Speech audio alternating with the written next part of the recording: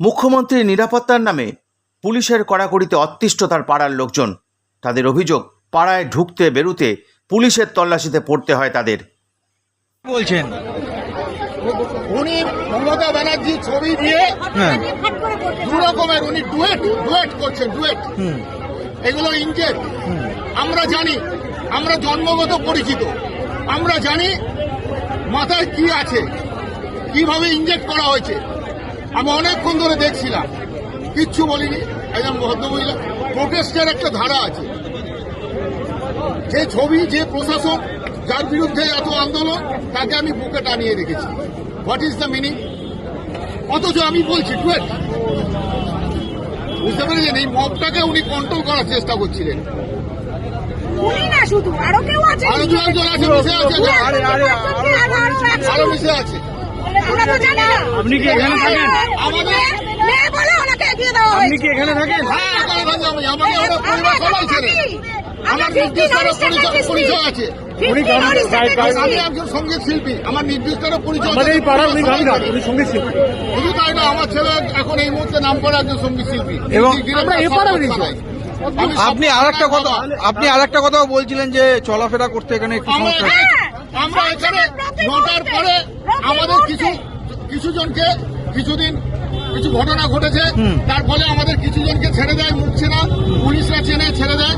কিন্তু এই পাড়ার লোকেদের গিয়ে ঘরে ঘরে সার্ভে করুন, নরক করে দিয়েছে। এই সম্প্রতি ঘটনার পর তো এক হাত অন্তর অন্তর ব্যারিকেড, গাড়ি নিয়ে গেলে এরাম এরাম করে সাপের মতো যেতে হয়। শুধু তাই না, দুনিয়ার প্রশ্ন, আপনি কোথায় নিজেও গিয়ে করবেন? আপনার যদি মনে হয় আপনি অন্য জায়গায় গিয়ে থাকুন, এটা আপনার থাকার জায়গা নয় তো। আপনি This is গিয়ে a কোথায় গিয়ে residential থাকুন? area. This is a residential area and we are public. আমরা আমাদের ট্যাক্সের পয়সা পে করছি পাবে এই রাস্তার জন্য।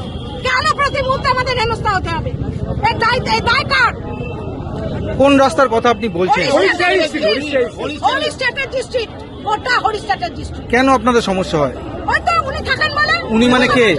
আচ্ছা। মুখ্যমন্ত্রী। শুধু তাই না, রাত্রি 9টার পর বুলেট বাইক চলবে না। আচ্ছা, কে কোথায় থাকতো, কোথায় গুলি করে শিয়াল মেরেছে, সেই সব দেখায়। কিন্তু এই বুলেট বাইক চলবে না, ওনার ঘুমের অসুবিধা হবে।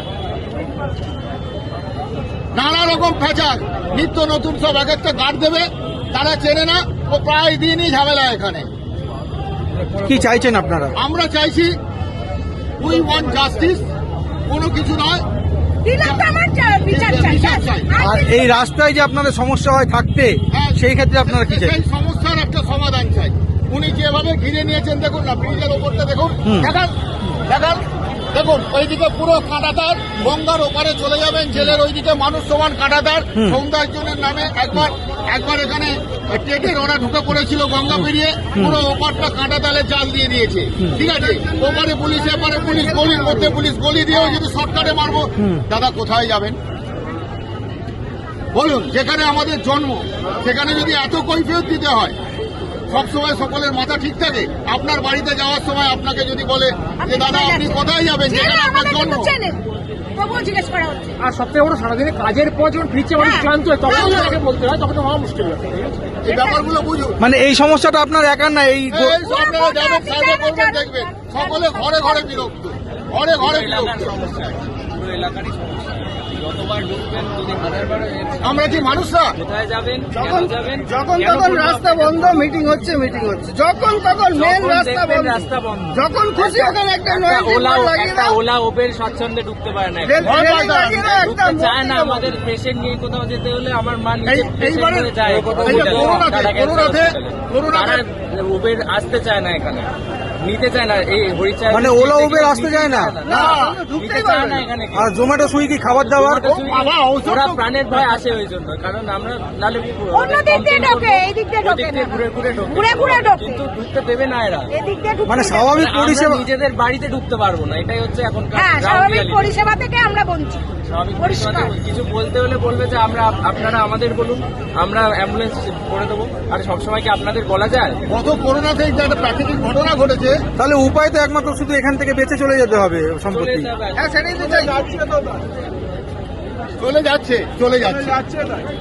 যাচ্ছে ঘরে ঘরে। দেখুন তো বনেদি লোকের আর কটা আছে, বুঝলেন?